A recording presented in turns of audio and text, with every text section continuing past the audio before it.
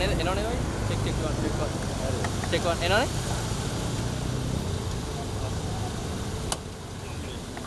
good morning.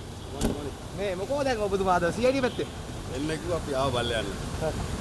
මේ ඔක දාන්න. ඒ කියන්නේ මොකක් සම්බන්ධවද? දේශීය ආච්චි සම්බන්ධයෙන් අහන්න කියලා තමයි කිව්වේ. ඉතින් ඇවිල්ලා අහන දෙයට උත්තර දීලා. දැන් මීට කලිනුත් ආව නේද? ඔව් මේ ඉතින් ගෙදර වගේ තමයි නිතරම එන යන තැනක්. මොකද ආණ්ඩුවට වෙන වැඩක් කරන්න බැරුණාම අපු මෙතෙන්ට එක්කන් එනවා අපි එනවා. ඇවිල්ලා අහන ඒවට උත්තර දීලා අපි යනවා. දැන් මැතිවරණයට තාම මාසයක්වත් නැහැ. මෙහෙම මේ මැතිවරණ මාසයක් තියෙද්දි දැන් ඔබතුමා CID එකට එනවා. දැන් ඒතොර මැතිවරණයට බාධාවත්ද? මේක මොකක්ද අර ඡන්දෙ දුන්නේ නැත්නම් ප්‍රාදේශ සභාවට සල්ලි දෙන්නේ නැහැ කියලා රටේ ජනාධිපතිවරයා කියනකොට මේක ඊට වඩා තර්ජනයක් නේ. ඡන්දදායකයාට. ඉතින් එතකොට CID එකට අපුව ගෙන්නන එක සාමාන්‍ය දෙයක්. ඒතොර හදිස්සියකට ඇතුළට යන්න උනොත් කොහොමද මැතිවරණයට බාධාවක් එනවද? නෑ කිසිම බාධාවක් නෑ. මොකද අපේ පක්ෂයේ ආන්ත්‍රණය පැහැදිලිවම ක්‍රියාත්මක වෙනවා. අපේක්ෂකයෝ පැහැදිලිවම මේ වෙනකොට ගම්වල ඇවිදින පටන් අරන් තියෙනවා. ඉතින් නාම රාජපක්ෂව රිමාන්ඩ් කරා කියලා ඒ ප්‍රශ්නේ විසඳන්නේ දැන් CL 3ට වඩා බැස්තරේද? දැන් ඒ තත්ත්ව කොහොමද දැන්? වැඩි වීගෙන යනවද? පැහැදිලිවම පක්ෂයක් අපි ගොඩනගෙනවා. ඉතින් මේ රටේ වේගයෙන්ම ගොඩනගෙන සහ ශක්තිමත්ම දේශපාලන බලවේගය තමයි ශ්‍රී ලංකා පොත්. ඒ කියන්නේ CID එකට බයක් නැහැ. CID එකට එන වාරයක් ගානේ ජනාධිපතිතුමාට අපු මතක් වෙනවා. දැන් ඒතකොට ඔබතුමා කියන කිස්නඩු ඉවරද? කිස්නඩු කේස් එක? නෑ නඩු ඉවර නෑ. ඒකට අද දේශීය කේස් එකද?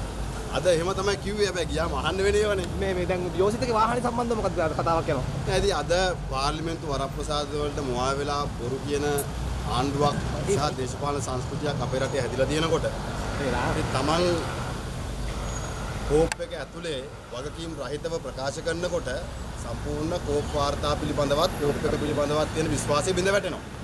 ඉතින් මම හිතන්නේ කෝප් එකේ සභාපතිවරයාට හෝ ඒ අදාළ මන්ත්‍රීවරයාට කවුරු හරි හොඳ ලණුවක් දීලා. ඒ ලණුව කාලා කෝප් එකේ ඇතුලේ නිලධාරියෙක් හැප්පෙනවා. ඉතින් අන්තිමට විහිළුවට ලක් වෙන්නේ යෝජිත රාජපක්ෂවත් අපුවත් නෙවෙයි. කෝප් එක සහ ඒකින දේශපාලන අධිකාරිය.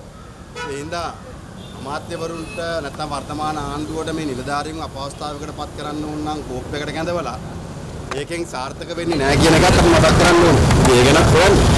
එතකොට කවුද අදාළ ඇමතිවරයාට ලං වෙන්නේ කියලා පැහැදිලි වෙනවා. මොනවාද ලංකාව ගිවිසුම අධිකාරිය ඉස්ලාම ගිවිසුම මොනවද කියලා බලන්න ඕනේ. අපි තාම දැකලා නැහැ. සාමාන්‍යයෙන් පාර්ලිමේන්තුව දැනුවත් කරන්න ඕනේ. වර්තමාන ආණ්ඩුව හැමදේම කොලේ වහන්නේ කරන්නේ. ඉතින් ඒ ගිවිසුමුත් කොලේ වහලා කරා.